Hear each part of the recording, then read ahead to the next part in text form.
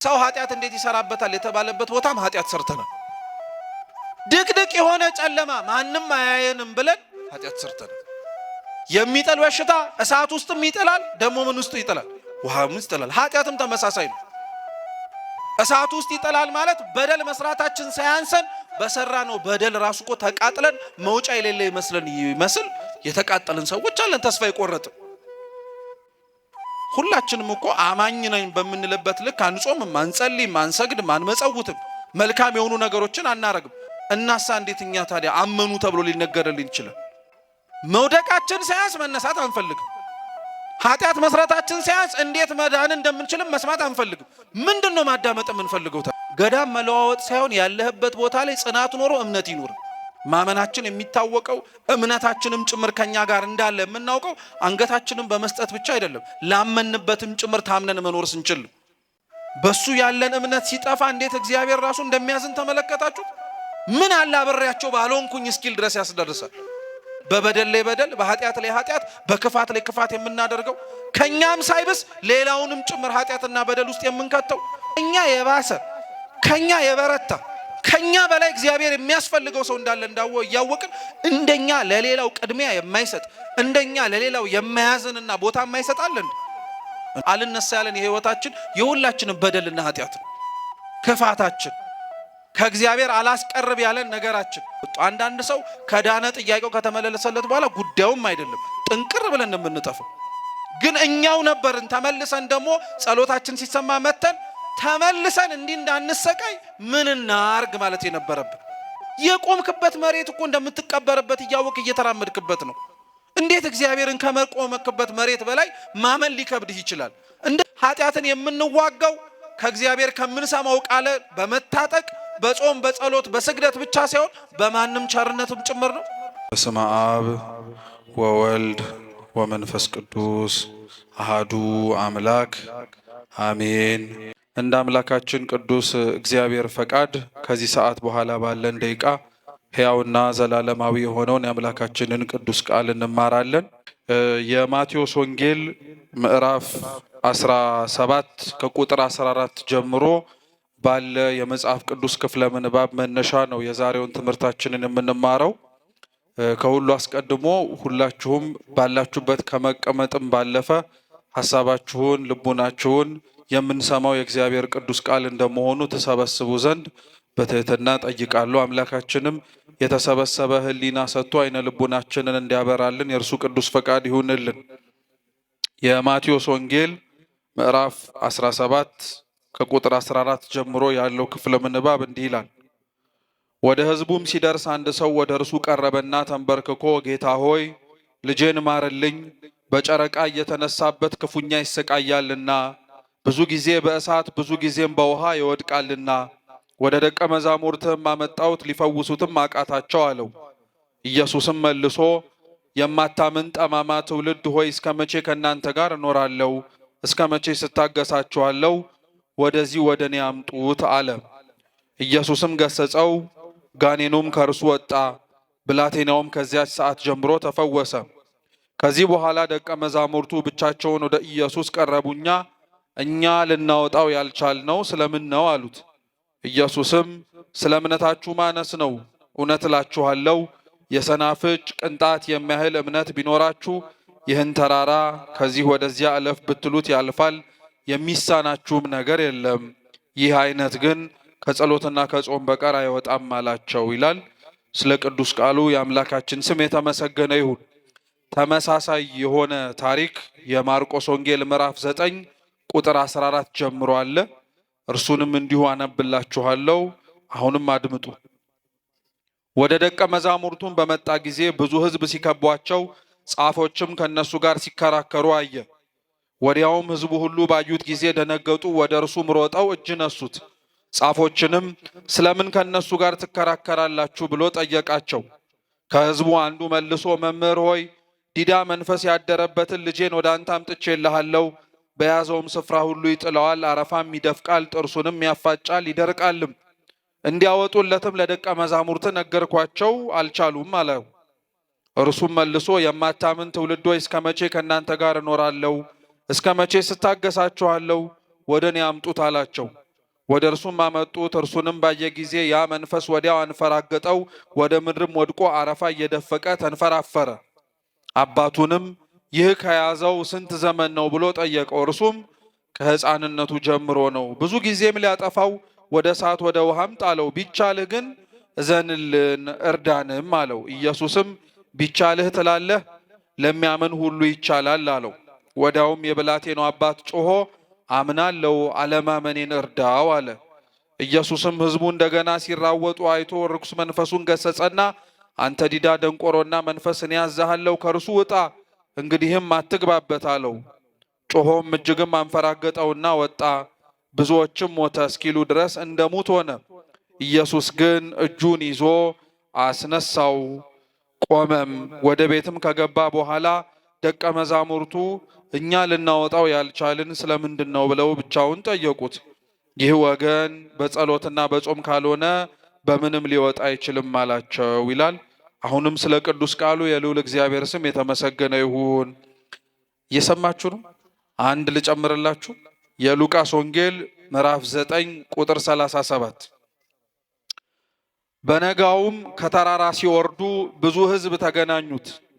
እነሆም ከሕዝቡ አንዱ ሰው እንዲህ እያለ ጮኸ፣ መምህር ሆይ ለእኔ አንድ ልጅ ነውና ልጄን እንድታይልኝ እለምንሃለሁ። እነሆም ጋኔን ይይዘዋል፣ ድንገትም ይጮሃል፣ አረፋም እያስደፈቀው ያንፈራግጠዋል፣ እየተቀጠቀጠም በጭንቅ ይለቀዋል። ደቀ መዛሙርትህንም እንዲያወጡት ለመንኩ፣ አልቻሉም። ኢየሱስም መልሶ እናንተ ማታምን ጠማማ ትውልድ እስከ መቼ ከእናንተ ጋር እኖራለሁ? እስከ መቼ ስታገሳችኋለሁ? ልጅህን ወደዚህ አምጣው አለው። ሲቀርብም ጋኔኑ ጣለውና አንፈራገጠው። ኢየሱስ ግን ርኩስ መንፈሱን ገስጾ ብላቴናውን ፈወሰው፣ ለአባቱም መለሰው። ሁሉም ከእግዚአብሔር ታላቅነት የተነሳ ተገረሙ፣ ሁሉም ኢየሱስ ባደረገው ተደነቁ ይላል። ስለ ቃሉ የአምላካችን የልዑል እግዚአብሔር ስም የተመሰገነ ይሁን። እንደ እግዚአብሔር ቅዱስ ፈቃድ እኛ ካነበብናቸው 3 የመጽሐፍ ቅዱስ ተመሳሳይ ታሪኮች መነሻ አድርገን የመጽሐፍ ቅዱስ ጥቅስ የምንመለከተው የማቴዎስ ወንጌል ምዕራፍ 17 ቁጥር 20 ላይ ባለው ኃይለ ቃል ይሆናል። እስኪ አብራችሁኝ በሉ። የሰናፍጭ ቅንጣት የሚያህል እምነት ቢኖራችሁ ይህን ተራራ ከዚህ ወደዚያ እለፍ ብትሉት ቢሆንላችኋል። በዚህ ቃል መነሻነት እንማራለን። አምላካችን እንዲያስተምረን ቅዱስ ፈቃዱ ይሁንልን። ከሁሉ አስቀድሞ መቼም 3 ጊዜ ታሪኩን ሳነብላችሁ ለምን ብላችሁ መጠየቃችሁ አይቀርም። ምክንያቱም ከተወሰኑ አረፍተ ነገር ልዩነቶች ባለፈ አሁን ሳነብላችሁ የሰማችሁት የጌታችን የኢየሱስ ክርስቶስ አንድ የታመመን ሰው እንዴት እንዳዳነው በወንጌል ላይ ተጽፎ የሚገኝ ታሪክ ነው። ወንጌል በሐዲስ ኪዳን ስለ ጌታችን ስለ መድኃኒታችን ስለ ኢየሱስ ክርስቶስ የቃሉን ትምህርት በእጆቹ የሰራቸውን ተአምራትና በመጨረሻም ደግሞ ስለ ድህነት ዓለም ሲል ራሱን አሳልፎ የሰጠበትን የቤዛነትን ሥራ ተጽፎ የምናገኝበት መጽሐፍ ነው። ወንጌል አቻ የሆነው የቃሉ ትርጉም የምስራች ማለት ነው። ምን ማለት ነው? የምስራች ማለት ነው። ደስታ ማለት ነው። አዲስ ሰምተነው የማናውቀው ስንሰማው ደግሞም ደስ የምንሰኝበት ዜና ለክርስቲያኖች ወንጌል ነው። ለዛ ነው በቅዳሴያችንም ካህናቱ ወንጌሉን ሲያነቡ ከዛም በተለየ ደግሞ ለሚነበበው ወንጌል ቅድመ ዝግጅት እንድናደርግ በስርዓተ ቅዳሴው ላይ ዲያቆናቱም ሲያዙን ከዛ በፊት ሲነበቡ እንደነበሩት አይነት መጽሐፍት ሳይሆን ይህ የሚነበበው የምትሰሙትም የጌታችን የመድኃኒታችን የኢየሱስ ክርስቶስ ቅዱስ ወንጌል ነው። ቆማችሁ አድምጡ ይላሉ። ቆማችሁ ማለት መቼም ተቀምጦ የሚሰማ ሰው በዛ ጊዜ ላይ ይኖራል ለማለት ይከብዳል፣ ካመመው ወይ ከጨነቀው ውጪ። ቁማችሁ ግን ሲባል በስጋ ብቻ ለማለት ሳይሆን ሕሊናችሁ ወደዛ ወደዚህ ማለቱን አቁማችሁ ባላችሁበት ጸንታችሁ ክርስቶስ ሊላችሁ የፈለገውን ነገር ልቡናችሁን ሰምታችሁ አይምሯችሁንም ከፍታችሁ አዳምጡ ይላል እና ወንጌል ትልቅ የሆነ ቤተክርስቲያናችን ውስጥ ያለ ስለ ክርስቶስ ትምህርት፣ ስለ ክርስቶስ ታሪክ፣ ክርስቶስ ለዓለም ሁሉ ስላደረገው የድህነት ሥራ ተጽፎ የምናገኝበት መጽሐፍ ነው። ሌላው ወንጌል በተለየ መልኩ ደግሞ 4ቱ የሚባሉት ወንጌላት ራሳቸውን ችለው የተለያዩ መገለጫዎች አሏቸው። ምንም እንኳን ተመሳሳይ የሆኑ ታሪኮች፣ ተመሳሳይ የሆኑ ስለ ክርስቶስ የምናስተላልፋቸው የምናውቃቸው ትምህርቶች ቢኖሩም ወንጌላቱ ግን ከጽሕፈታቸው ጀምሮ እስከ ተላከላቸው ሰዎች ይለያያሉ። ለምሳሌ የቅዱስ ማቴዎስ ወንጌል የተጻፈው ለአማኞች ነው። የቅዱስ ሉቃስ ወንጌል የተጻፈው ቴዎፍሎስ ተብሎ ለሚጠራ ለአንድ ሰው ነው። የቅዱስ ማርቆስ ወንጌል የተጻፈው ለማያምኑ ሰዎች ነው። ስለዚህ ወንጌላቱ የተጻፉላቸው ሰዎች ይለያያሉ። ነገር ግን ውስጥ ያሉት ሐሳቦች ግን ተመሳሳይ ሊሆኑ ይችላሉ። ስለ ወንጌላት ቤተክርስቲያናችን ታዲያ ከምታስተምረው መሰረታዊ ትምህርቶች መካከል አንዱ ምን መሰላችሁ?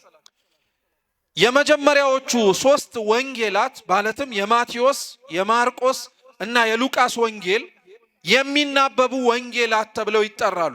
ወይም ተመሳሳይ የሆኑ ሐሳቦች በተደጋጋሚነት የሚገኙባቸው ናቸው። በእንግሊዘኛው ሲኖፕቲክ ይባላሉ። አንድ ላይ አብረው መናበብ የሚችሉ ማለት ነው። እነዚህ ወንጌላት ላይ በጣም በተለየ መልኩ አንዳንድ ታሪኮች በተደጋጋሚ ሲጻፉ እናገኛለን። የዮሐንስ ወንጌል የመለኮት ወንጌል ነው ራሱ የሚባለው። ከ3ቱ አብረውት ካሉት ወንጌላት ራሱ የሚለይ ወንጌል ነው። በጽሕፈቱም ይለያል። የተጻፈበትም አጻጻፍ መንገድ ብቻ ሳይሆን ውስጥ የሚያነሳቸው ርዕሰ ጉዳዮቹ ራሱ የዮሐንስ ወንጌል ይለያል። አንደኛ ዮሐንስ ወንጌል እንዲለይ የተደረገበት ምክንያት ምን መሰላችሁ? ቅዱስ ዮሐንስ ወንጌላዊ ሌሎቹ ወንጌላት ሲጻፉ የማንበብ ዕድል ነበረው። ማለትም እነሱ ከጻፉ በኋላ ነው ዮሐንስ ወንጌሉን የጻፈው። ስለዚህ ምናልባት እነሱ ጽፈውት አጽንዖት መሰጠት የሚገባውን፣ እነሱ ተናግረውት መደገም የሚያስፈልገውን፣ እነሱ ደግሞ ሳይጽፉት ቀርቶ መጻፍ የሚያስፈልገውን ነገር ዮሐንስ በወንጌሉ ላይ ጽፎልናል። ነገር ግን እንደዛ ስንል የዮሐንስ ወንጌል መለኮታዊ ወንጌል ነው፣ 3ቱ ተናበው የሚነበቡ ወንጌላት ናቸው ስንል ሐሳቡ የእግዚአብሔር ሐሳብ እንደሆነ ግን መርሳት የለብንም። እስኪ ሐሳቡ በሉ እንጂ የማን ሐሳብ ነው?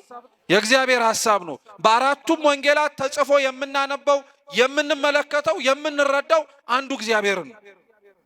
ብቻቸውን ብናነባቸውም ራሳቸውን ችለው ትርጉም ይሰጡናል።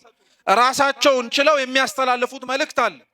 ሙሉ በሙሉ ግን ስለ ክርስቶስ የተረዳና ያወቀ ሰው ግን አራቱንም ወንጌላት ቢያንስ በትንሹ ማናበብ መቻል አለበት።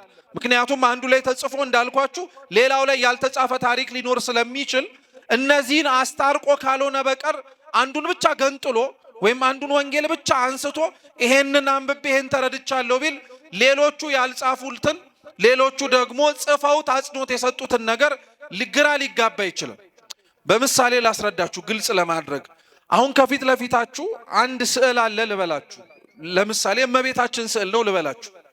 የእመቤታችን ስዕልን ለአራት እኩል ቦታ ብንሸፍነው ማለትም አንድ መጋረጃ በቀኝ፣ አንድ መጋረጃ በግራ፣ አንድ መጋረጃ በቀኝና በግራ ከታች አድርገን ስንት መጋረጃ አረግነው? 4 መጋረጃ አረግነው። አሁን ለምሳሌ በላይ ያለውን በቀኝ በኩል ያለውን አንዱን መጋረጃ ብንከፍተው ብቻውን ብቻ ያን የተከፈተውን መጋረጃ አይቶ አንድ ሰው ምንድነው የምታየው ተብሎ ቢጠየቅ መልስ መስጠት ይችላል አይችል?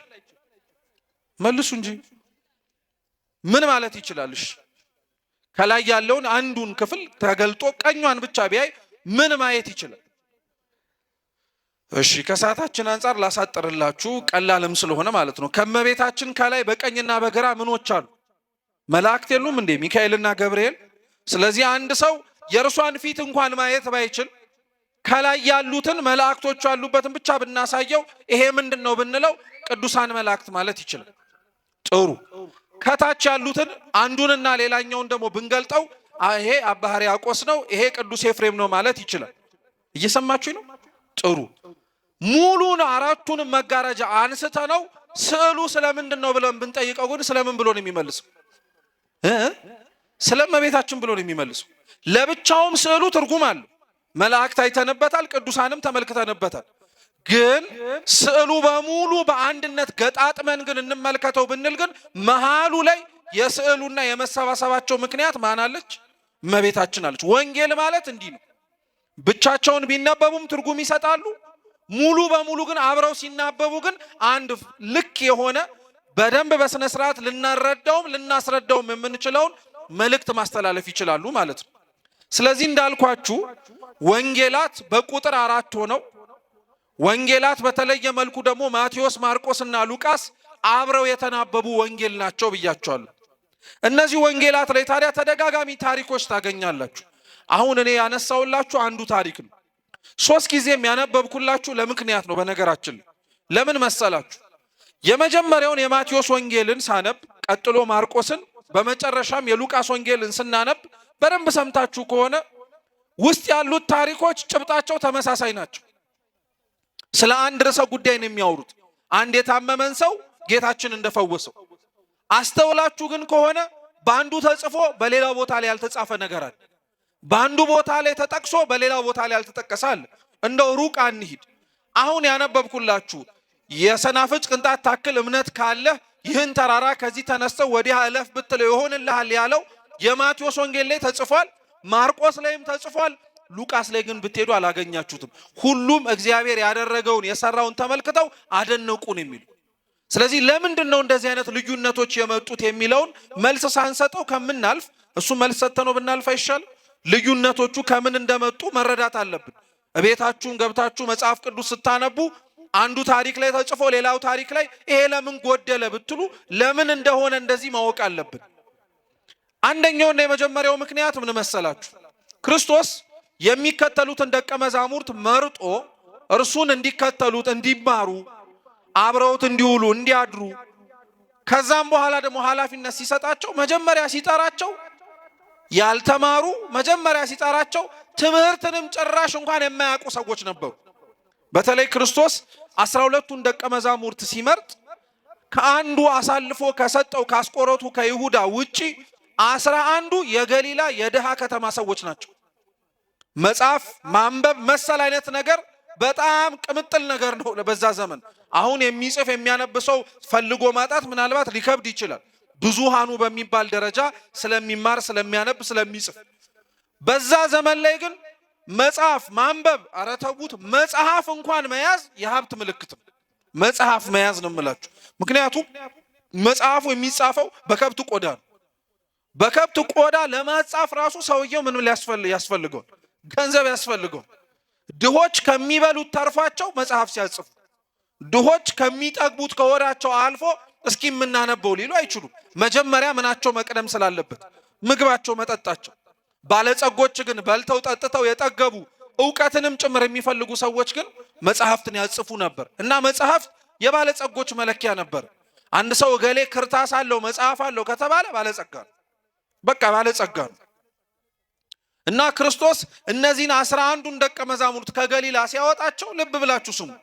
ለመጻፍ ለማንበብ አዲስ ናቸው። ይሄ ብቻ አይደለም። ለመጻፍና ለማንበብ ብቻ ሳይሆን ዞሮ ለማስተማር አዲስ ናቸው። አንድን ሰው ደግሞ እንደሚታወቀው የተማረ ሰው ካልተማረ ሰው አንጻር ሲመዘን ሲለካ የሚጎልበት ነገሮች አሉ። ይሄ እሙን በመማር ማስተማር ረጅም ጊዜ የቆየ ሰው የሰማውን በደንብ ሕሊና ውስጥ የማስቀረት ምን ነው የተማርከው ሲባል ደግሞ የተጠየቀውን ለመመለስ ይፈጥናል ነው አይደለም? አዲስ የሚማር ሰው እንደ አዲስ የሚማር ሰው ግን ወዲያውኑ የሰማውን ነገር ሊይዝ ይችላል? አረ መልሱ ባካችሁ። በጣም ቀላል ነገር እኮ አይችልም። በጣም ቀላል ነገር ነው፣ አይችልም። አብዛኛው ሰው ይከብደዋል። ምክንያቱም ለመማር የተማረውንም ለመያዝ ምን ስለሆነ ነው? እንደ አዲስ ስለሆነ።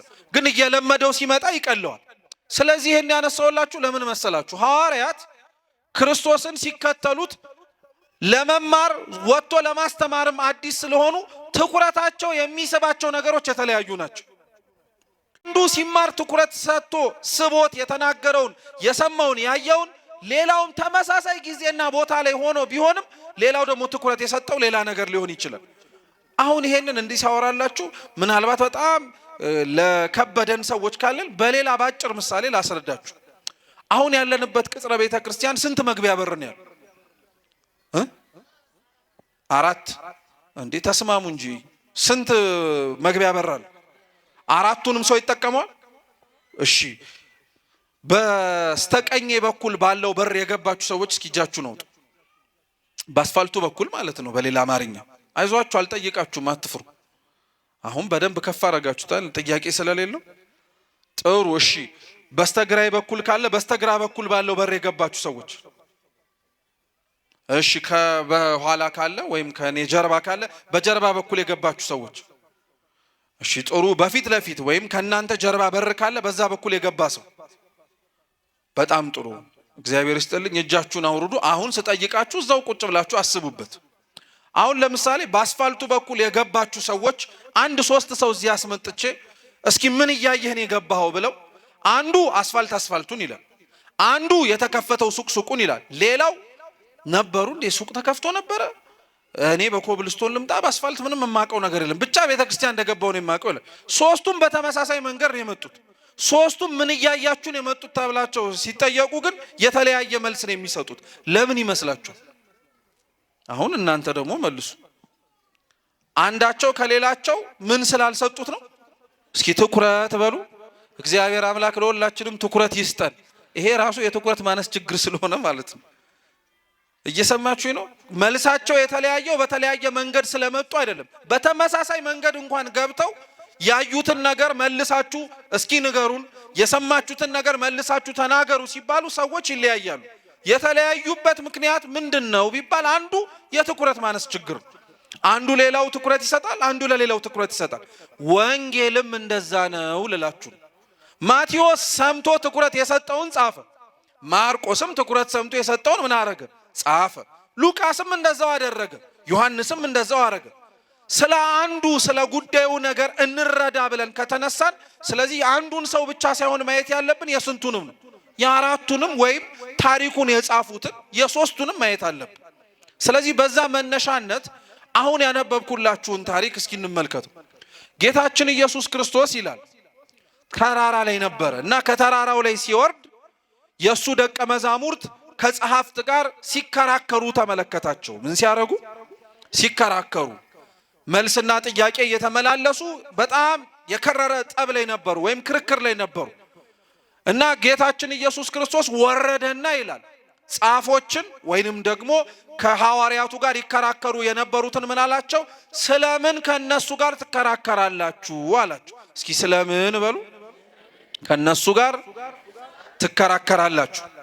አዎ ለምን መሰላችሁ እንደዚህ ያላቸው? ጻፎች ማለት በአይሁድ ማህበረሰብ ውስጥ ይኖሩ የነበሩ አንድ ማህበረሰቦች ናቸው። ወይም አንድ በጽህፈት ደረጃ ይኖሩ የነበሩ ሰዎች የሚጠሩበት መጠሪያ ነው። ጸሐፍት ፈሪሳውያን ደግሞ ከጌታችን ከኢየሱስ ክርስቶስ ጋር በጣም ጸብ ናቸው። የሚሰራው አይጥማቸው፣ የሚናገረው አይማርካቸው፣ ምንም ነገር የሚያደርገው ነገር በሙሉ አይገዛቸውም ነበር። ለምንድን ነው የማይገዛቸው? ጸሐፍት ለምንድን ነው ክርስቶስን በጣም አድርገው የጠሉት ተብሎ ሲጠየቅ ምክንያት አላቸው። በነገራችን አንደኛ ጸሐፍት ፈሪሳውያን በጥቅሉ አብዛኛው ክርስቶስን ይጠላው የነበረው ምክንያት አለው። የመጀመሪያው ክርስቶስን ይጠሉት የነበሩት ህዝቡ ወይም ደግሞ እነዚህ ጸሐፍት ፈሪሳውያን ብለን የምንጠራቸው ሰዎች ለክብራቸው ሲሉ ነው። ለምናቸው? በሉ ለክብራቸው ሲሉ ነው። የማይወዱት ክብራቸው ስለሚነካ ነው። ምሳሌ ልስጣችሁ። የዮሐንስ ወንጌል ምዕራፍ 3 ላይ ከፈሪሳውያን ወገን የሆነ እንዲያውም አለቃቸው መምህራቸው ነው ተብሎ የሚጠራ ኒቆዲሞስ የሚባል ሰው ነበር። ኒቆዲሞስ አሁን ልክ እኛ እንደተሰበሰብንበት በምሽት እየመጣ ከክርስቶስ ጋር ይማር የነበረ ነው። ፈሪሳዊ ነው፣ አስተማሪ ነው። ግን በማታ ነው የሚመጣው። በማታ የሚመጣበት ምክንያቶች መካከል አንዱ ለክብሩ ስለሚጨነቅ፣ አስተማሪ ስለሆነ ክርስቶስን እንደ መምህር ቆጥሮት እግሩ ስር ቁጭ ብሎ ከታየ ማን እሱን ቆሞ ሲያስተምር ይሰማዋል? አንተ ራስህ ተማሪ አይደለህ እንዴ ተቀምጠ የምትማር? ደሞ ቆማችሁ ስታስተምሩ እኮ ደህና ትመስላላችሁ ተብለው ሰው ላይሰማቸው ላያዳምጣቸው ስለሚችል ለክብሩ ብሎ ማታ ማታ የሚመጣ ሰዋል። ማታ የሚመጣ ኒቆዲሞስ እሱ ነው። እንደ ኒቆዲሞስ በነገራችን ላይ ጠባይ ያለብን ሰዎች እንዳለን ታውቃላችሁ። በጣም ይሄ በተለያዩ አማርኛዎች እንገልጠዋለን፣ ግን ለክብራችን ብለን ሰው የበዛበት ቦታ መታየት አንፈልግም። ይሄ ንግሱ ከመንፈሳዊ ስነ ስርዓቱ በዓሉ ሲሆን አንመጣ። ሰው ደብዘዝ ሲል ቀዝቀዝ ሲል ጨለምለም ሲል ግን ጉዳይ ለብቻው ማወራው ነው ምናምን እያለ ይመጣል። ሲጀመር ሰው ስለተሰበሰበ ያንተን ጉዳይ አይሰማም እንዴ? አንድ ሲቀጥል፣ ሁለተኛ የራስህን ለራስህ ቦታ የምትሰጠውን የክብርህን ነገር በሌላ ቦታ ላይ አታጠጋግም። ብቻዬን ፈልጌ ነው ከሰው ጋር ተሰብስቤ ልገኝ የማልችልበት ምክንያት ኖሮኝ ነው፣ እሱ አሳማኝ ነው። ነገር ግን ክብራችንን ሌላ ሽፋን መስጠት የለብንም። ለክብር የተጨንቄ ነው ማለት አለብን። ኒቆዲሞስ ለክብሩ ተጨንቆ ነበረ። ማታ ይመጣ ነበር እና ጸሐፍት ፈሪሳውያን ይጠሉት የነበረው ክርስቶስን ለክብራቸው ስለሚጨነቁ ነው። አሁንም ድረስ በነገራችን ላይ ክርስቲያኖች ክርስቶስን መስሎ እሱ ያስተማረውን ትምህርት ለመኖር እፈልጋለሁ የሚል ሰው ካለ መጀመሪያ መጠየቅና መጀመሪያ ማወቅ ያለበት ነገር ቢኖር ክብርህና ክርስቶስ አብረው ሊሄዱ አይችሉም። ወይ ክብርህ ክርስቶስ ካልሆነ በቀር ማለት ነው እንጂ አንተ ክብር ለብቻ እግዚአብሔር ለብቻ አይሆንም። ክብርህ እግዚአብሔር ከሆነ አብረህ መኖር ትችላለህ። ለክብራቸው ብለው ይጠሉት ነበር። ሁለተኛ እናውቃለን ስለሚሉ ክርስቶስን አይፈልጉትም ነበር። አሁንም ተመሳሳይ ነው። ከኛም መካከል የምናውቅ የሚመስለን ተረድተን የጨረስን እድሜ ስላስተማረን ወይንም ደግሞ ቆይታችን የሆነ ነገር ስላሳወቀን ሙሉ በሙሉ ሁሉን ነገር ያወቀን የሚመስለን ሰዎች አለን። አይሆንም። ክርስቶስን የሚጠሉት እንዲህ አይነት ጸባይ የነበራቸው ሰዎች ናቸው። ስለዚህ ጌታችን ጻፎችን ከደቀ መዛሙርቱ ጋር ሲከራከሩ አየና ጻፎችን ለምን ትከራከራላችሁ ከነሱ ጋር አላቸው። ለምን መሰላችሁ? አንደኛ ጻፎች ከክርስቶስ ጋር ቆመው መከራከር አቅም የላቸውም። ሁሌ ሲያወሩ እንደተሸነፉ ነው። ሁሌ ሲናገሩ መልስ እንደሰጣቸው ነው። አሁን ገና ለገና ክርስቶስ ተራራ ላይ ስለወጣ እኮ ነው ለብቻቸው ሲያገኟቸው ማጥቃታቸው ነው በእነሱ ቤት። እግዚአብሔር ከኛ ጋር የሌለ አብሮን ያለ የማይመስልበት ጊዜ ላይ ጠላት እንደዚያ ለሚበረታብን ተጣርተን እኛ ዝም ስንባል አድነን ብለን እግዚአብሔር የዘገየብን ሲመስለን ጠላት እኮ የዛን ጊዜ ላይ ነው መናገር የሚጀምረው። አምላካችሁ የታለ ብሎ ነው የሚጀምረው። የዛን ጊዜ ላይ ክርስቶስ እንዲህ ነው የሚለው፣ ለምን ትከራከራለህ? መኖርና ለመኖሬን እኮ ድምፄን በማሰማት የሆነ ምልክት በማሳየት ብቻ የምታይ አምላክ አይደለሁም። ዝምታዬ ራሱ አንድ መልስ ነው። ለምን ትከራከራላችሁ አላችሁ። ለምን እነሱን ታስጨንቋቸዋላችሁ? መልስ ከፈለጋችሁ ለጥያቄው የእውነትም ማስተካከያ ከፈለጋችሁ እኮ እኔን ነበር መጠየቅ የነበረባችሁ እንደማለት ነው። ስለዚህ ክርስቶስ ለምን ጻፎችን ትከራከሯቸዋላችሁ አላችሁ። ሁለተኛው ትምህርት ግን ለሐዋርያት ነው። በነገራችን ያው ጻፎችን ለምን ትከራከራላችሁ አለው እንጂ ጻፎች ብቻቸውን እርስ በርስ ነበር እንዴ ሲያወሩ የነበሩት ነው እንዴ? ከማን ጋር ነበር ሲያወሩ የነበሩት? ከሐዋርያት ጋር እኮ። በሌላ አማርኛም ሐዋርያትን ከነሱ ጋር ምን ታረጋላችሁ እያለ ነው።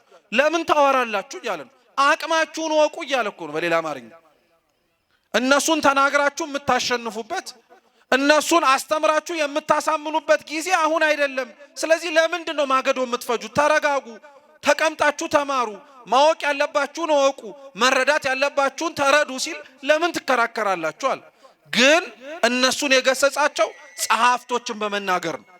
ልክ ክርስቶስ እሰቀላለሁ መከራ እቀበላለሁ ብሎ ሲናገር ቅዱስ ጴጥሮስ ምንድን ነበር ያለው? ይህ ባንተ አይሁንብህ ሲለው ወግድ አንተ ሰይጣን የሰውን እንጂ የእግዚአብሔርን ሐሳብ አታውቅም ብሎ ጴጥሮስን ተናግሮት ነበር። አባቶቻችን ሲናገሩ ግን ግሳጼው ወይንም ደግሞ ማስተካከያው የቀረበው በጴጥሮስ አንጻር ለማን ነው? ለሰይጣን ነው። እንደዚሁ ሁሉ ጻፎችን ተናግሮ ሐዋርያቶችን ማስተዋል እንዲችሉ አደረጋቸው። ጉዳዩ ግን እነሱ ከታች ሲከራከሩበት ይሄን ያክል ጊዜም ራሱ ጊዜ ፈጅተው ሲያወሩበት የነበረው ምንድነው? አንድ አባት ልጁ ታሞበት ይዞ መጥቶ ነው። መጽሐፍ ቅዱስ ለምታነቡትና ለምናነበው ሰዎች እንግዲህ ብዙ በሽተኞች የምናገኝበት መጽሐፍ ነው። ሽባ ይሆናል፣ እውር ይሆናል፣ ገና ከእናቱ ማህፀን ተወልዶ የማያይ አለ፣ ረጅም ዘመን በጸበል ድናለሁ ብሎ ጸበል ዳር የተኛ ሰው አለ። መጽሐፍ ቅዱስ ላይ ይላል ቅዱስ ኤፍሬም ሶርያዊ ስሙ ነው እንጂ የእያንዳንዶቻችን ታሪክ አለ ይላል። የእያንዳንዳችን ታሪክ አለ እና ስማችን ግን ይለያያል። ምናልባት ያንተ አበበ ከበደ ይሆናል፣ እዛ ውስጥ ያለው ግን ስም ሌላ ሊሆን ይችላል። ታሪኩ ግን ተመሳሳይ እና ክርስቶስ በዚህ ክፍለ ትምህርት ላይ አንድ ከህፃንነቱ ጀምሮ የሚጥል በሽታ ያለበትን ልጅ ነው አባት ይዞለት የመጣ። በጣም ክፉ በሽታ ነው በነገራችን ላይ በጣም ክፉ በሽታ ነው። ምክንያቱም አንድ ሰው በነገራችን ላይ የሚጥል በሽታ እንዳለበት የሚታወቀው መቼ ነው? ሲጥለው እኮ ነው እንጂ ቆሞ ሲራመድ ጤነኛ ነው የሚመስል። ቆሞ ሲራመድ የሚያመመው የማይመስል፣ ሲጥለው ግን በጣም ክፉ በሽታ ነው። አባቱ ሲናገር እንደሰማችሁት አንዴ እሳት ላይ፣ አንዴ ውሃ ላይ፣ አንዴ ቀን ላይ፣ አንዴ ጨለማ ላይ በፈለገበት ቦታ ምን ያደርገዋል? ይጥለዋል። እና ደቀ መዛሙርትህ እንዲያድኑልኝ እንዲፈውሱልኝ አመጣው አለ። ልክ ነው ያደረገው። በነገራችን ላይ ክርስቶስ ለደቀ መዛሙርቱ ከመረጣቸው በኋላ እያስተማራቸው አጋንንትን ማውጣት እንዲችሉ ስልጣንን ሰጥቷቸው ነበር። እነሱ ራሳቸውም አጋንንት በስም ተገዙልን ብለው መጥተው ነግረውታል። ስለዚህ ልክ ነው ያደረገው። ደቀ መዛሙርቱ ጋር ይዞ መምጣቱ ፈውሱልኝ ማለቱ ልክ ነው። ግን ሰውየው ሲናገር እንደሰማችሁት ደቀ መዛሙርት ግን ምን ሊያደርጉልን አልቻሉም ማለት አረ መልሱ ሊፈውሱልን አልቻሉም ማለት በቃ ሊፈውሱልኝ አልቻሉም ልጄን ለዛ ነው አሉ። እና ጌታችን ኢየሱስ ክርስቶስ ልጁ ለምን እንዳልዳነ መዳን እንዴት እንደሚችልም ከመናገሩ በፊት መጀመሪያ ምንድነው ያለው? ይሄ ጠማማ የሆነ ትውልድ ከናንተ ጋር እስከ መቼ ድረስ ነው የምቆየው አለ። ምናልባት የሰውየው የአባቱ ይዞት የመጣው ማለት ነው የሱ ንግግርና የክርስቶስ መልስ ግራ የሚያጋባ ይመስላል። አባትየው ልጄን ፈውስልኝ ነው እያለ ያለው፣ ክርስቶስ ደግሞ እስከ መቼ ከናንተ ጋር እኖራለሁ ነው እያለ ያለው። ምን አገናኙ? አባትየው የሚገርማችሁ ልጁ ከመቼ ጀምሮ እንደታመመ ሲጠየቅ ከሕፃንነቱ ጀምሮ እንደታመመ ተናግሩ። ከልጅነቱ ጀምሮ አስታሞታል። በሽታ በጣም ክፉ የሚያደርገው ታማሚው ስለታመመ ብቻ ሳይሆን ላስታማሚውም ጭምር ያስጨንቃል። ምክንያቱም አንዳንድ ታማሚ ለሚያስታምመው ሰው አይመች። በአንጻሩም ደግሞ አንዳንድ አስተማሚ ለሚታመመው ሰው አይመች። በጣም ጭንቅ ነው። በሽታ በጣም ከባድ ነገር የሚያደርገው በሽታው እንደ በሽታ ጤና መታጣቱ ብቻ ሳይሆን የታመመውም ሰው ያነጫንጨዋል፣ አስተማሚውም ሰው ከሆነ ደረጃ በኋላ ሊበቃው ይችላል። እና በጣም ከባድ ነገር ነው። ከሕፃንነቱ ጀምሮ ነው የታመመው ሲባል ደግሞ እስኪ ያስቡት አያድርገውና ከልጅነት ጀምሮ አብሮ ያደገ በሽታ ማለት ነው። ወይ አልዳነ ወይ አልገደለ ወይ እስከ መጨረሻው ድረስ ታማሚ መሆንህን አውቀ ተስፋ እንድትቆርጥ አላረገ። በተለይ ቅድም እንዳልኳችሁ ደግሞ የሚጥል በሽታ እንደመሆኑ ሲነቃ ወይም ደግሞ ከበሽታው ሲድን 50-50 ነው የሚሆን። ነገ ወይ ጤነኛ ልሆን እችላለሁ የሚላል ወይ ነገ ልታመም እችላለሁ። ይሄን ቁስል አባቱም ጭምር ከልጅነቱ ጀምሮ ተሰቃይቶበታል። እና ከሕፃንነቱ ጀምሮ እንደታመመ ነገሩ። ሞክሯል ያቅሙን ግን አልቻልኩም አለ። በቃ ከአቅሜ በላይ ስለሆነ ነው ወደ አንተ ያመጣውታል። በዚህ ንግግር ውስጥ ግን የሚገርማችሁ ያ ባለጸጋ ክርስቶስን ቢቻልህ ልጄን አድንልኝ ብሎት ነበር። እስኪ ቢቻልህ በሉ ቢቻልህ ምኔን አድንልኝ? እስኪ ቢቻልህ በሉ ድጋሚ። አሁንም ድገሙት። እግዚአብሔር ቢቻልህ ይባላል አይባል? ግን እንደምንለው ታውቃላችሁ? እንደው አምላኬ ከቻልክ ብላችሁ አታውቁ? እናውቃለን በደንብ አድርገን እንደው አምላኬ ከቻልክ እንደው ላስቸግረህ ብዬ እኮ አይደለም።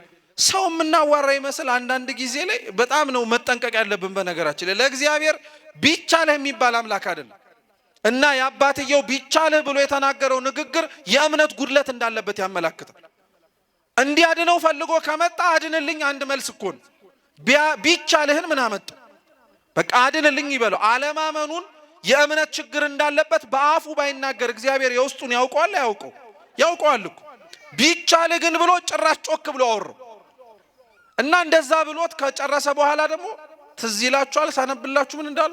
ደቀ መዛሙርት ግን ሊያወጡልኝ አልቻለም ማለት። እና ምን አይነት ጸባይ መሰላችሁ ይሄ ሰውዬ ያለው?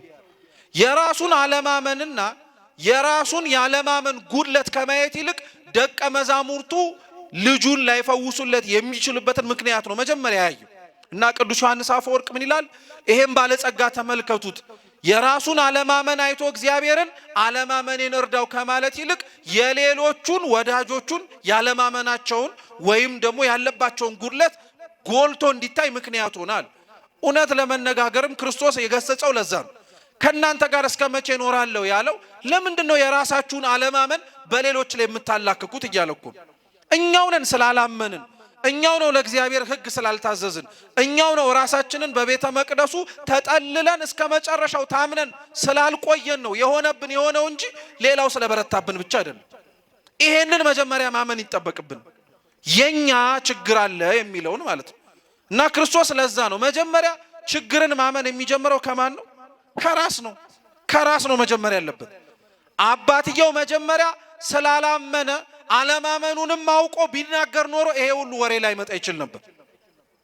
ግን በሱ ቤት የራሱን አለማመን በደቀ መዛሙርቱ ሊሸፍነው ፈለገ።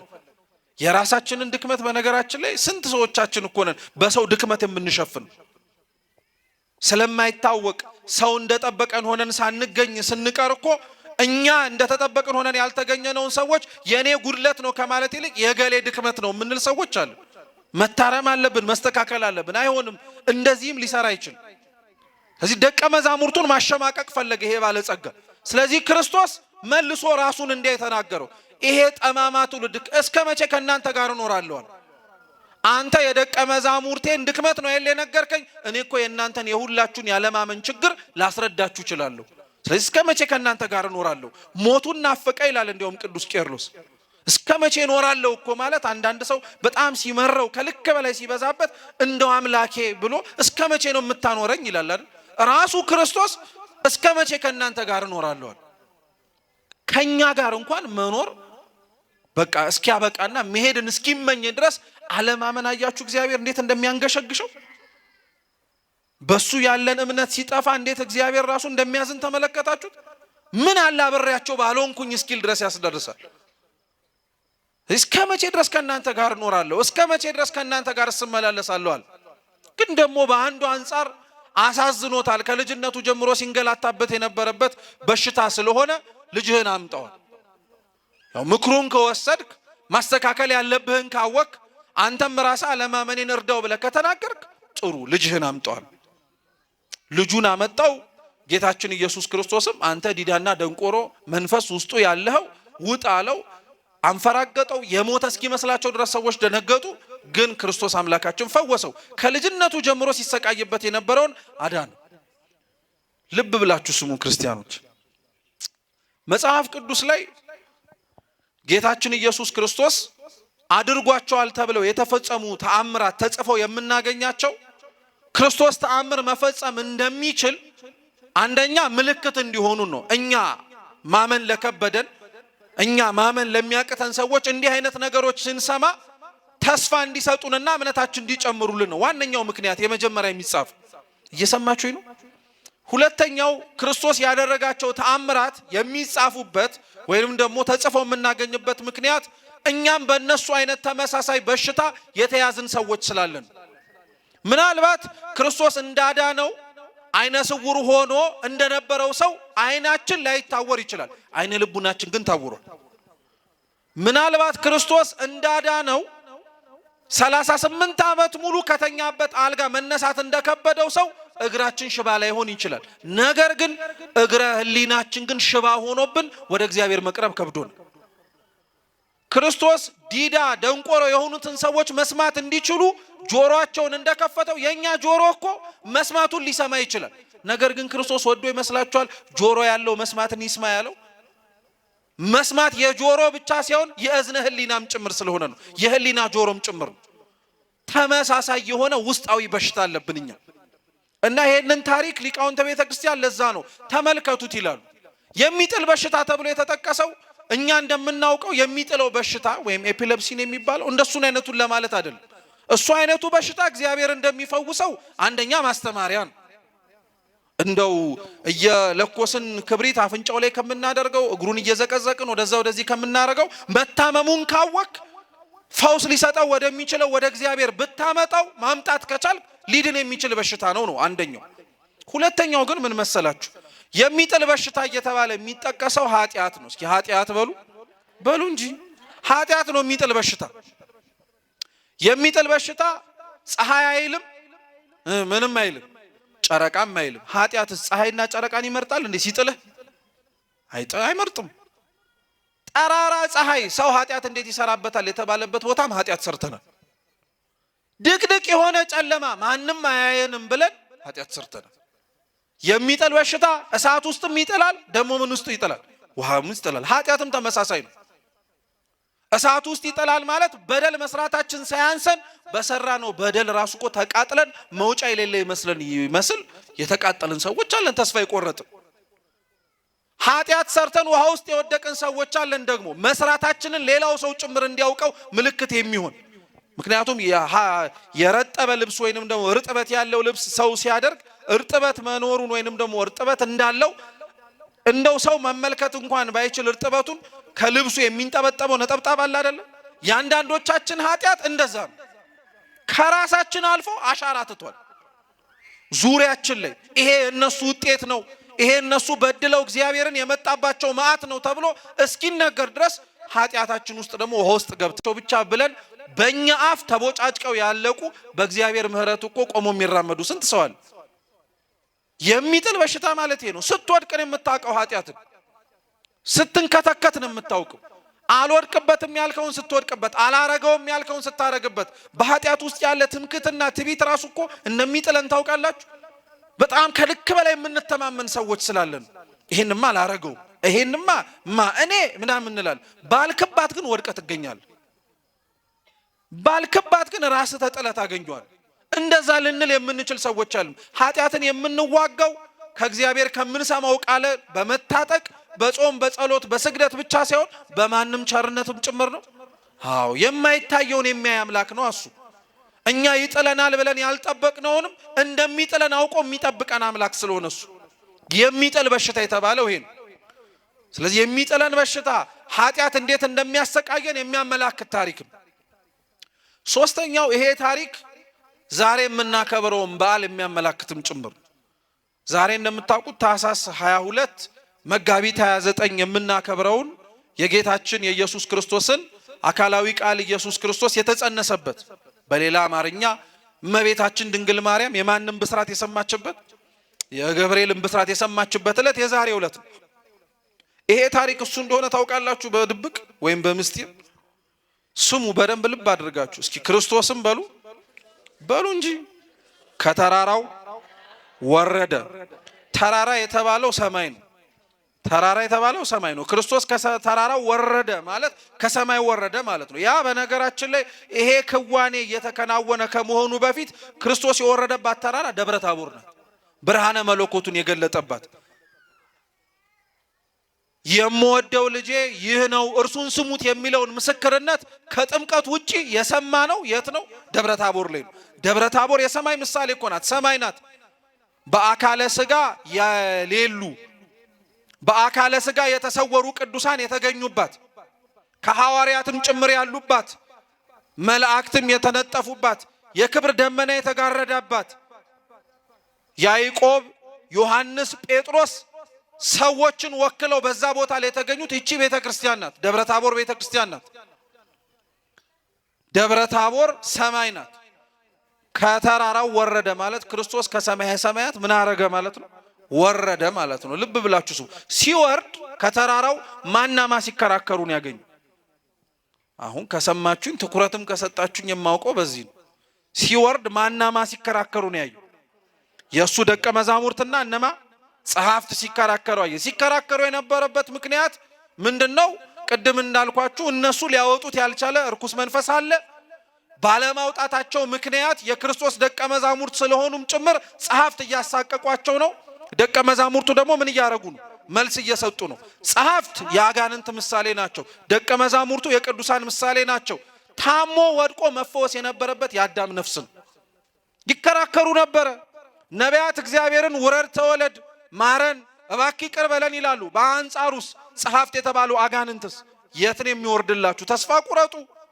ዘመኑ ስለረዘመ ጊዜው የዘገየ ስለመሰለ እግዚአብሔር የማይወርድ የማይጸነስ የማይወለድ መስሎን ተስፋ እንድንቆርጥ ይናገሩ ነበር። ክርስቶስ ለዛ ነው ወደ ጸሐፍት ዞርና ለምን ምን ታረጋላችሁ አለ? ትከራከራችኋላችሁ አለ። እውነት እኮ ነው። ክርስቶስ ለአጋንንት የሚሰጠው መልስ ብቸኛው ይሄ ነው። ለምን ታስጨንቋቸዋላችሁ? ቃሌን እንደማላጥፍ ሕዝቤ ማወቅ አለበት አለ። ስለዚህ ክርስቶስ ምን አደረገ? ወረደ። ልጁ የታመመበትን ልጅ ጋር ሄደ። የልጁ የታመመበት አባት ችግሩ አለማመን ነበረ። ክርስቶስ ሰው እስኪሆን ድረስ የነበረው ዘመን ላይ ከብዙ ኃጢአቶቻችን የሚታወቀው የመጀመሪያው አለማመን ነው። አለማመናችን ነው በነገራችን ላይ ዋጋም ጭምር ያስከፈለን። ኦሪት ዘፍጥረት ምዕራፍ 3 ላይ አዳምና ሔዋን ዕፀ በለስን እግዚአብሔር አምላክ ሕጉን አሳድሮበት ምንድን ያለው? ብትበሉት ሞታላችሁ አላቸው። ሰይጣን ደግሞ መጣና ብትበሉት ምን ትሆናላችሁ አላቸው። ዞን አደንዝዞን በደል ስንሰራ በኃጢአት ስንመላለስ የነበርነው እኛው ነን። በጣም የሚገርማችሁ ሲነበብም ወይም ደግሞ ወንጌሉ ሲነበብ ትኩረት ሰጣችሁ ካደመጣችሁ ክርስቶስ ያንን የታመመውን ልጅ አባቱ ምን አይነት በሽታ እንደታመመ ሲጠይቀው የሚጥል በሽታ እንዳለበት ብቻ ሳይሆን የነገረው ዲዳና ደንቆሮ ነው ያለው። ምንና ምንድን ነው? ስለዚህ ምን ማድረግ አይችልም ማለት ነው። ኃጢአት አለመስራታችን ሲያንስ እኛ እኮ እንደማንሰማ ታውቃላችሁ። ደግሞ በጣም የምንገርመው እኮ እኛ ምናልባት ለእግዚአብሔር አሕዛብ ካልተመቹት በላይ እኛ አልተመቸነውም እኮ። በጣም መውደቃችን ሲያንስ መነሳት አንፈልግም። ኃጢአት መስራታችን ሲያንስ እንዴት መዳን እንደምንችልም መስማት አንፈልግም። ምንድነው ማዳመጥ የምንፈልገው ታዲያ? ምንድነው መስማት የምንፈልገው? ምንድነው ተሰብስበን ጉዳይ ሆኖብን ልንመካከርበት የሚገባው? ታዲያ ዲዳና ደንቆሮ ነው ማለት አይሰማም ማለት ነው። እግዚአብሔር በነቢያቱ እኮ ስንት ትንቢት ተናግሮ ነበር። እወርዳለሁ እወለዳለሁ እያለ ሲናገር ህዝቡ የሚሰማ ይመስላችኋል እንዴ? ነብየ ልዑል ኢሳይያስ እንኳን እኮ የሚገርማችሁ በጣም የሚታወቅበት በጣም ኢሳይያስ ሲባል መጀመሪያ ጭንቅላታችሁ ላይ የሚመጣው ነገር ቢኖር ድንግል በድንግልና ጸንሳ በምን ትወልዳለች። ስለዚህ ትንቢት ብሎ እንደሞተ ግን ታውቃላችሁ? ስለዚህ ትንቢት ብሎ ነው ኢሳይያስ በመጋዝ የተሰነጠቀው።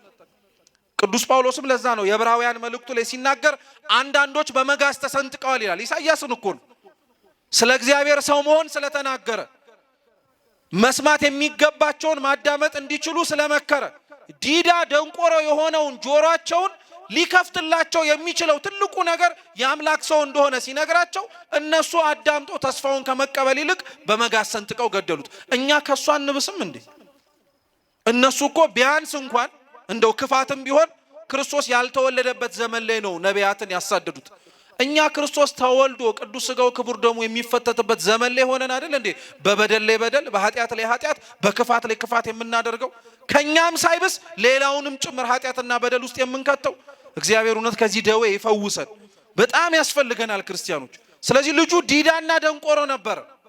እንደው ልብ ብላችሁ ስላላዳመጣችሁኝም ጭምር ባዝንም ግን ልንገራችሁ። ክርስቶስ ያ የታመመውንና የሚጥል በሽታ የነበረው ሰውዬ ዲዳና ደንቆሮ ከሆነ እንዴት አዳነው? ሄዶ እኮ አንተ መንፈስ ከዚህ ውጣን ያለው አይደል? የማይሰማ ከሆነ እንዴት ተናገሩ?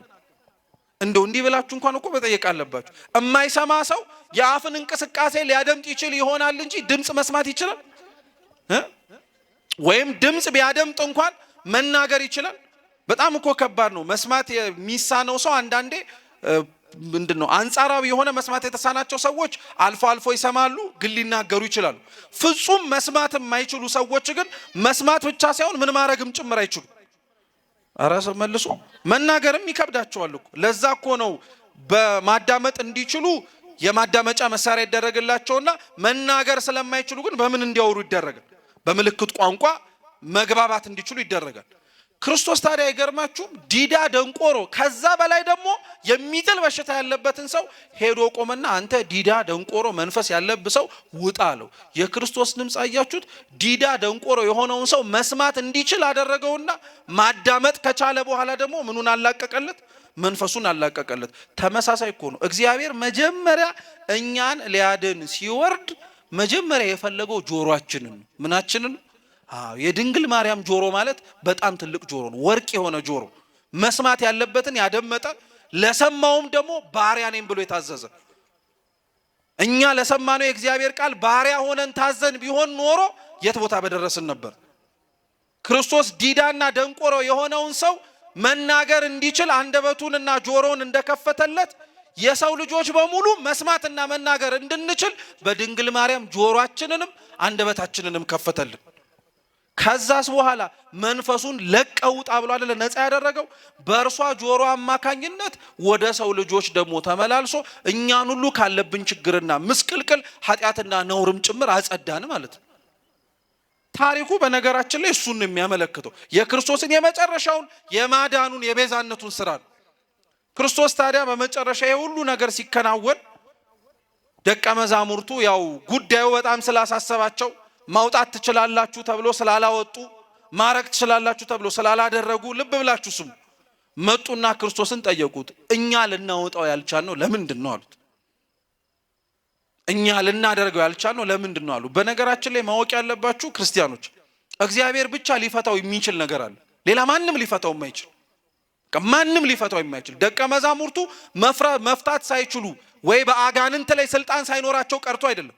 እንዲህ አይነት ጠባይ ያለው ሰው ስላለን በቃ በተለያዩ ገዳማትና አድባራት ይዞራል። ግሸንም ብትሉት አለ፣ ጻድቃኔም ብትሉት አለ፣ የትም ብትሄዱት አለ እና ግን እኮ እንደዚህ ሆኜ ይልና ግን ማንም ሊፈታው አልቻለም። ይሄው እስካሁን እየተንከራተትኩኝ ነው ይላል። የዚህ ሰው የችግሩ የገዳም መለዋወጥ አይደለም። በነገራችን ገዳም መለዋወጥ ሳይሆን ያለህበት ቦታ ላይ ጽናት ኖሮ እምነት ይኑር። እኛ ልናወጣው ያልቻልነው ለምንድን ነው አሉት። ክርስቶስ ምን አላቸው? አንደኛ ስላላመኑ ነው። በነገራችን ላይ እነሱም ራሳቸው የእምነት ችግር ጉድለት ስለነበራቸው ነው። ግን እንዲህ አይነቱ ሊወጣ የሚችለው በምንና በምንድን ነው አላቸው? በጾምና በጸሎት ነው አለ። እና አምብሮስ የሚባል አንድ የቤተ ክርስቲያን ሊቅ ምን ይላል መሰላችሁ? ክርስቲያኖች ይላል ልብ ብላችሁ አድምጡ፣ በሰው ላይ ያደረን እርኩስ መንፈስ፣ በሰው ላይ ያደረን ጸላኤ ሰናያት በጾምና በጸሎት ይወጣል ብሎ የነገራቸው ለደቀ መዛሙርቱ ነው እንጂ ልብ ብላችሁ ስሙ፣ ለታመመበት ለልጁና ለአባትየው አይደለም። ሊያሳስበው የሚገባው የልጁ ጤናና ልጄ እንዲህ እንዳይሆን ምን ላርግ ብሎ መጠየቅ የነበረበት ማን ነው? አባትየው እኮ ነው፣ ልጁ እኮ ነው። እነሱ ግን ከተፈወሱ በኋላ ምን አረጉ? ጠቅልለው ወጡ። አንዳንድ ሰው ከዳነ ጥያቄው ከተመለሰለት በኋላ ጉዳዩም አይደለም ጥንቅር ብለን እንደምንጠፋው፣ ግን እኛው ነበርን ተመልሰን ደግሞ ጸሎታችን ሲሰማ መተን ተመልሰን እንዲህ እንዳንሰቃይ ምን እናርግ ማለት የነበረብን። ስለዚህ ምን አለ አምብሮስ የሚባለው ሊቅ ሲያስተምር፣ ተመልከቱ ክርስቲያኖች፣ ያንዳችንን ህመም ሌሎቻችን እንደምንፈታው፣ ያንዳችንን በሽታ ሌሎቻችን ፈውስ እንደምናሰጥበት አታውቁምን ይላል። ክርስቲያኖች አንተ ጤነኛ ሆንክ ማለት ጤና የተነሳውን የሌላው ወንድምህን ጤና ልታስመልስለት እንደምችል አታውቅም? አንተ ጤነኛ ከሆንክ ጤና ያጣውን የሌላውን እህትህን ወይም እህትሽን ልታስመልሽላት ጤናዋን እንደምችል አታውቂም? የማርቆስ ወንጌል ላይ ክርስቶስ ከተሰበሰበበት ቤት ውስጥ አንድ የታመመባቸውን ጓደኛቸውን በቃሬዛ ተሸክመው የመጡ 4 ጓደኞች ነበሩ። ሊያስገቡት ቢፈልጉ ማን ያስገባቸው?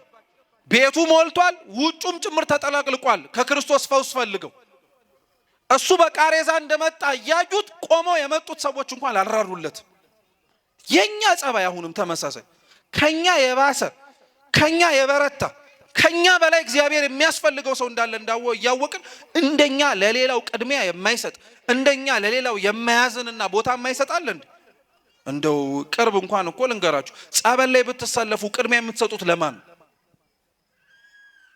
እሱንም በመከራ እኮ ነው። እሱንም በመከራ ሰው ራሱ ሲመጣ ለመጠየቅ መጀመሪያ ስላመመኝ ነው ብሎ ነው የሚጀምር። ጤና ይስጥልኝ ካለማ ጤነኛ ነው። ስለ አንተ ኋላ ግባ በልበልበል ይሄ ሰልፍ ነው ምን አንላል። ታሟል እንዲሆናል ግን ስለ ቅርም ይያለንም ቢሆን ያው ሌላው ሰው እንዳያብጠለጠለን እሺ ግባ መቼ ምን አደርግሃለሁ እንዲህ ብለህ ራሱ እኮ እንድትድን ትጠብቃለህ። ለሌላው መዳን ፍቅር ሳይኖር ማለት ነው። ለሌላው መዳን ጭንቅ ሳይጎድ እና ሰዎቹ ምንም ሊያደርጉላቸው አልቻሉ። ስለዚህ ጓደኞቹ ምን አረጉ መሰላችሁ? እየሰማችሁኝ ነው? ጓደኞቹ ምን አረጉ መሰላችሁ? ሰው አላስገባ ሲላቸው ልጁን ይዘው ጣሪያው ላይ ወጡ። መቼም ጣሪያ ላይ ሰልፍ አይያዝ። ጣሪያው ላይ ይዘው ወጡና ጣሪያውን ነቀሉት። ጣሪያውን ሲነቅሉት ቀጥታ ያገኙት ክርስቶስን ነው። ጓደኞቹ በገመድ ቋጠሩና ያ የታመመ ጓደኛ በሽተኛቸውን ፊት ለፊቱ አስቀመጡት። እንግዲህ ቅደሙት ነው። እስኪ አሁን ፊት ለፊት አስቀመጡትና በቃ የክርስቶስን ስራ መጠባበቅ ጀመሩ። ይሄው አምጥተነዋል፣ አንተ እንደምታረገው አርገው። ክርስቶስ ምን አረገ መሰላችሁ? የታመመውን ልጅ ተመለከተና ቀና ብሎ ጓደኞቹን አያቸው። 4ቱም ገመድ ይዘው ቆመዋል። ምን አለ መሰላችሁ? ስለናንተ እምነት ብዬ እሱን ፈውሼዋለሁ አለ። አምኖ እኮ ይምጣ ባናውቅም ስለነሱ እምነት ግን ብሎ ያ ተሸክመውት የመጡትን ሰው ግን እግዚአብሔር ፈውስን አሰጥቶታል። በጾምና በጸሎት ካልሆነ በቀር እንዲህ አይነቱ ነገር አይወጣም ማለት አንደኛ አንተም ችግር አለብኝ የምትል ከሆነ ጹም ጸልይ ማለት ነው። ሁለተኛ ሌላውም ሰው ችግር ኖሮበት ካየህ አንተ ጤነኛ ስለሆንክ አያገባኝም አትበል። ለሌላውም ሰው ምን አድርግ? ጹም ጸልይ፣ የሌላው ነፍስ ይግደድህ ማለት ነው። እንዲህ አይነቱ ነገር ሊኖረን ያስፈልጋል። ክርስቶስ እንዲህ አላቸው፣ ቀጠለምና አጠነከረላቸው። የሰናፍጭ ቅንጣት ታክል እምነት ካላችሁ ይህን ተራራ ከዚህ ተነስተ ወዲያ ሂድ ብትሉት ምን ያደርጋል አለ? ያልፋል አለ። እና እምነት ምን ያክል ትልቅ ቦታ እንዳለው ክርስቶስ በዚህ በልኩ አስተማራቸው። ስሙ በደንብ። ቅዱስ ጳውሎስ ደግሞ አንደኛ ቆሮንቶስ መልእክቱ ምዕራፍ 13 ላይ ስለ ፍቅር ሲያስተምር ምን ይላል መሰላችሁ? ተራሮችን እንኳን ማፍለስ የምችልበት እምነት ቢኖረኝ ምን ግን ከሌለኝ ከንቱ ነኝ አለ። እምነት ያለ ፍቅር ዋጋ የለውም ማለት ነው። አያችሁ፣ ፍቅርም ያለ እምነት ትርጉም ሊኖረው አይችልም ማለት ነው። ሁለቱም አብረው ነው የሚሄዱት። የጳውሎስን ቃል ግን ልብ ብላችሁ ተመልከቱት። ጌታችን ያለው የሰናፍጭ ቅንጣት ታክል እምነት ካላችሁ ይህን ተራራ ነው ያለው እንጂ ተራሮች አላል። ጳውሎስ ግን ሊያስተምረን የፈለገው ምን መሰላችሁ? ክርስቶስ አዎ ተራራን ያለው ግን በሱ ካመንክ ፍቅርም ካለህ ግን አይደለም አንድ ብዙ ተራሮች ማንሳት ትችላለህ ማለት ነው። ያ ተራራ እኮ አልነሳ ያለን የህይወታችን የሁላችንም በደልና ኃጢአት ነው። ክፋታችን ከእግዚአብሔር አላስቀርብ ያለን ነገራችን። በሌላውም አንጻር ብትመለከቱት እግዚአብሔርን ሁሌም ደጅ እየጠናን የምንመላለስበት ጥያቄያችን ወይ እምነት ስለሌለን ነው፣ ወይ እምነታችን ስለጎደለ ነው፣ ወይ ፍቅር ስለሌለን ነው፣ ወይ ፍቅራችን ስለጎደለ ነው። እግዚአብሔር እምነትንም ፍቅርንም ለሁላችንም ይስጠን። እንዲህ ሲሆን እግዚአብሔር መስራት ይቻላል። እንዴት ታክል እምነት ግን ካላችሁ ነው ያለው። የሰናፍጭ ቅንጣት እስኪ በሉ እንጂ የሰናፍጭ ቅንጣት ማክል። በነገራችን ላይ የሰናፍጭ ቅንጣት ታክል እምነት ካላችሁ ሲባል አንዳንዶቻችን ምን ብለን እናስበዋለን? ሰናፍጭ ትንሽ ናት፣ ትንሽዬ እምነት ካላችሁ ለማለት ነው እንላለን። አይደለም። ልብ ብላችሁ ስሙ። ሰናፍጭ ይላሉ አባቶቻችን በትርጓሜ ነቅ የለባትም፣ ወይንም ደግሞ የተሰነጠቀ ወይንም ምንም አይነት ለመሰንጠቅም የሚመለከት ምንም አይነት ነገር የለባትም። ፍጹም ናት በሁሉም በኩል እና ምን ሊል ፈልጎ ነው የሰናፍጭ ቅንጣት ታክል ሲል እንከን የሌለበት እምነት ይኑራችሁ፣ እኔን እንደዛ መኑኝ እያለ ነው እግዚአብሔር። ደግሞ ጥሎ የማይጥለውን እግዚአብሔር እንደዛ ካላመንክ ማን ልታምን ነው? እውነቴን እኮ ነው የምላችሁ። አንዳንዴ በጣም ልናምናቸው የሚገቡና አምነናቸውም እኮ ጭምር ያሉ በጣም ብዙ ነገሮች አሉ። እንደሚጥሉን እያወቅን የቆምክበት መሬት እኮ እንደምትቀበርበት እያወቅ እየተራመድክበት ነው። እንዴት እግዚአብሔርን ከመቆምክበት መሬት በላይ ማመን ሊከብድህ ይችላል? እንደዛ እኮ ነው እግዚአብሔር የሚለው። ከመሬቱ በላይ እኔን እመነኝ እያለ እኮ ነው። አዳልጦ ትወድቅበታለህ፣ ስትሞት ትቀበርበታለህ። የትም ብትገባ ማታመልጠው ግን ከማን ነው? ከእግዚአብሔር እኮ ነው። የትም ብትሄድ እሱን እንከን በሌለበት እመኑኝ ሲል ነው። ሁለተኛ ሰናፍጭ ይላሉ ውጯ ነጭ ነው፣ ውስጧ ቀይ ነው። ሃይማኖትም እንዲሁ ነው የሚሰበከው። ሃይማኖት ያለው ሰው፣ እምነት ያለው ሰው፣ ፍቅር ያለው ሰው የሚታወቀው በውጭ ነጭ ነው፣ ተስፋ አለው፣ ፍቅር አለው። የሚሰብከው የሚታይ ነገር ነው፣ ህይወት ነው። በውስጥ ስትገቡ ቀይ ነገር አለው። ቀዩ ማለት ስለ እምነቱ የሚከፍለው ዋጋ ነው። ማመናችን የሚታወቀው እምነታችንም ጭምር ከኛ ጋር እንዳለ የምናውቀው አንገታችንን በመስጠት ብቻ አይደለም፣ ላመንበትም ጭምር ታምነን መኖር ስንችል። ሁላችንም እኮ አማኝ ነኝ በምንልበት ልክ አንጾምም፣ አንጸልይም፣ አንሰግድም፣ አንመጸውትም፣ መልካም የሆኑ ነገሮችን አናረግም። እናሳ እንዴት እኛ ታዲያ አመኑ ተብሎ ሊነገርልን ይችላል? እምነት አደራችሁን ክርስቲያኖች የሚገለጠው የሚታወቀው ስለሞትንና ስለምንሞትለት ብቻ አይደለም። እምነት የሚታወቀው የሚገለጠው ስላመንለትም ነገር ሳንሞት በቁመናችን መኖር ስንችል፣ ስለ እግዚአብሔር ብለን ሁሉን መተው ስንችል፣ ስለ እግዚአብሔር ብለን ደግሞ መኖር ስንጀምር። እግዚአብሔር እኮ አምላካችን ተጸነሰ ተወለደ ብለን እናገራለን። የተጸነሰው የተወለደው እኮ ለአንተ ነው። አንተ በመልካም ስራ መጸነስ እንድትችል፣ አንተ በመልካም ስራ ዳግም መወለድ እንድትችል። እግዚአብሔር እኮ ሰው የሆነው ይላል አረጋዊ መንፈሳዊ አንተ ያጣኸውን አምላክነት ሊሰጥህ ነው። እንዲያውም እሱ ምን ይላል? አምላክ ሰው የሆነው ሰው አምላክ መሆን እንዲችል ነው ይላል። እስኪ አምላክ በሉ እንጂ። ሰው የሆነው ሰው ምን እንዲሆን ነው? ጎሽ አብራችሁኝ አላችሁት። አምላክ እስኪ በሉ። ሰው የሆነው ሰው ምን እንዲሆን ነው? ሰው ምን እንዲሆን ነው? አምላክ ሰው የሆነው አምላክ እንዲሆን ነው። ኧረ ተው እስኪ አሁንም በሉት። አምላክ ሰው የሆነው ሰው አምላክ መሆን እንዲችል ነው። አምላክ ማለት መለከ ከሚለው የግዕዝ ግስ ነው የወጣው፣ ገዢ ማለት ነው። ሰው ደግሞ ተገዢ አይደለ? ልብ ብላችሁ ስሙ። ገዢው አምላክ ተገዢ የሆነው ተገዢ የሆነው እኛ በሁሉም ገዢ መሆን እንድንችል። ስለዚህ ለእግዚአብሔር ካልተገዛ ምንም ነገር አይታዘዝልህም። ለእግዚአብሔር ዝቅ ካላልክ ምንም ነገር ዝቅ አይልልህም። ለእግዚአብሔር ብለህ ክብርህን ካልተው ከእግዚአብሔር ክብር አይሆንም። ለእግዚአብሔር ብለህ ፍቅርንና እምነት ከሌለ አምላክ ራሱ እምነትና ፍቅርንም ጭምር አይሰጥም። ስለዚህ ክርስቲያኖች በዚህ ሰሞነ ብስራትም በምናስብበት የክርስቶስ የአምላካችንን ሰው መሆንም ጭምር በምንናፍቅበት ጊዜ ላይ ለራሳችንም ጭምር ከህሊናችን መጥፋት የሌለበት አምላካችን መድኃኒታችን ኢየሱስ ክርስቶስ ምን ከኛ ፍጹም የሆነ እምነት አግኝቶ ነው? ምን ከኛ እንደ ሰናፍጭ ምንም እንከን የሌለበት ነገር ቢኖር ነው ብትሉ እኛማ የለንም። አንዷ እናቱን ግን ከኛ መካከል ስላገኘ ነው። እሷ ናት የኛ የሰናፍጭ ቅንጣት ታክል እምነት። እሷ ናት የኛ እንከን ያለብን ሰዎች መካከል ፍጹም ሆና ተገኝታ እግዚአብሔር እንዲህ አይነቱን ሰው ነው የምፈልገው ያለው። ለእምነት ከሷ በላይ ማንም የሚያምን ስለሌለ ነው። በነገራችን እናንተ እመቤታችንን ታምኗታላችሁ አታምኑ? እመቤታችን አምላክን ደግሞ ከዛ በላይ ነው የምታምኑ። በደንብ ነው የምታምነው። ለእምነቷ እንከን የለው። ያመነ ሰው አለ አሁን ክርስቶስ ሲናገር እንደሰማችሁት የሰናፍጭ ቅንጣት ታክል እንኳን እምነት ቢኖረው ተራራ ማፍለስ ይችላል አይደል ያለው እንዴ? እመቤታችን እኮ ስለ እምነቷና ስለ ማመኗ ተራራ አይደለም ያፈለሰችው፣ ተራራውን ማፍለስ የሚችል የፈጠረውን ጌታን ያወረደችው። ስለዚህ እምነት ፍቅር ያለውን ቦታ እያንዳንዳችን ለሌላችን ነፍስ መትረፍ የምናደርገው ጾምና ጸሎት ሁሌም ከኛ ሊታጣ አይገባም። የሰማነውን በልቦናችን ሰሌዳ ይጻፍልን፣ የተማርነውን ለሕይወት ላይ ያድርግልን።